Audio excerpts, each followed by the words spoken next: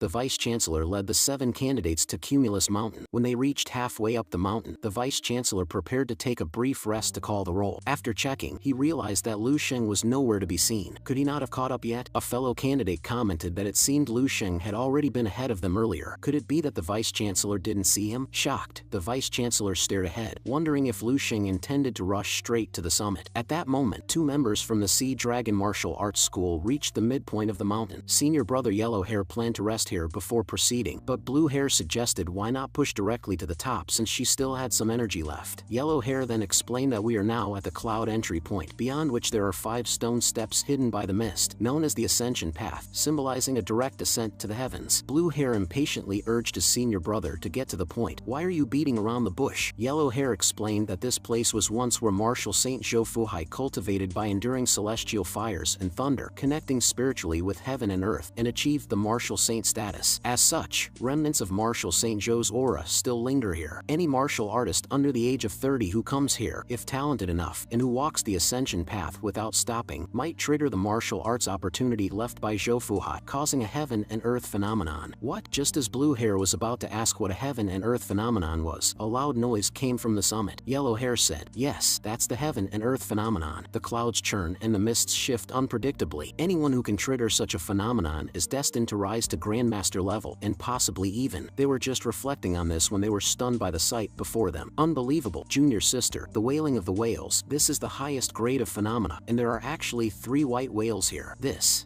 indicates that there are at least 3 prodigies on the summit who may become martial saints in the future. It seems we're about to witness history. These words left Blue Hair dumbfounded. A martial saint is an apex existence in the world. Although the path to becoming a martial saint isn't solely determined by talent, this still sufficiently indicates the potential future of these individuals. After resting, Blue Hair's junior sister also prepares to start climbing the heavenly path to see if she can produce some special effects herself. Just then, Lu Sheng's super-fast figure flashed past them, and in a moment, he turned into a flowing shadow disappearing at the mountainside. Blue Hair was stunned for 2 seconds, just about to comment on the person's outrageous speed, but a dragon's roar brought him back to reality. Below the 3 white whales, a giant golden dragon slowly rose, with dragon roars piercing the sky. Yellow Hair trembled with fear at the scene. Is this possibly a divine dragon? This is the divine dragon ascending the summit, devouring all things. So the legend is true. A real dragon has really appeared in the world. After circling in the air a few times, the golden dragon hovered above Lu Sheng, moving as he moved. Lu Sheng found it odd. He had simply set out to climb the mountain casually, but as he ascended, a strange sensation began to well up inside him, as if he was the only person left between heaven and earth, with everyone else in a state of isolation. As he ran, his various natural breathing techniques began to operate on their own. He hadn't done anything special, just walked upwards, yet it felt as if his entire body's techniques were being drawn up by someone else. As he was about to reach the summit, the golden dragon charged towards the 3 white whales in front, and in just a moment, the 3 white whales were shattered and dispersed by the golden dragon. Lu Sheng was a bit stunned. Just now there were 3 white whales, and now there was also a golden dragon. Could this be some sort of welcoming ceremony they had arranged? The next moment, the golden dragon roared towards Lu Sheng, and then a golden light surged forward. At this moment, Lu Sheng felt a powerful impact, an assault on his martial arts spirit. Then, Lu Sheng charged towards the golden dragon in front and, wrapped around the dragon, reached the summit. At this moment, the entire arena was undoubtedly shocked by him, because the long wailing of the white whales caused by the extreme Wei twins and Zhang Yu of the Transcendence Martial Academy paled in comparison to him. The spectacle of thousands of waves gathering, a divine dragon ascending, and all things submitting was unmatched. An old man who had been on Cumulus Mountain for 100 years witnessed such a phenomenon for the first time and immediately instructed his disciples to find out who this striking young man was. The surrounding crowd was abuzz with discussion, but Lu Sheng seemed completely unfazed as he slowly approached. Such a heaven-defying spectacle was something they would only believe if they saw it with their own eyes. The next moment, the examinees were stunned, for they noticed that Lu Sheng was wearing the uniform of the 7th St. Martial University. What's going on? Can such a monster really come from the perennially useless 7th St. Martial University? Several martial saints who had climbed Cumulus Mountain in their youth managed to invoke only 1 or 2 white whales at best. How can this guy, with what merits and capabilities, transcend a martial saint by 100 times? This is absolutely impossible. At this point, a female disciple also remembered something. He seems to be the hidden genius of this year's 7th St. Martial University, the man who dominated the martial saint towers of all 7 universities. He is that Lu Sheng. The mere act of climbing the mountain and triggering such heavenly and earthly phenomena shocked all the instructors present, as this was a phenomenon not recorded in any known texts. No wonder, such talent is a bit too exaggerated. One whale already embodies the stature of a martial saint. Might he transcend martial saint one day? Hearing this, everyone was dumbfounded. What exists beyond a martial saint was unimaginable. At this moment, the Grandmaster of Transcendence Martial Arts Academy spoke up. It's not calculated like that, because just as water turns to ice with a decrease in temperature and vaporizes with an increase, sometimes the effects that seem worlds apart are essentially not that different. So, this young fellow named Lu Sheng is talented, but it's not as exaggerated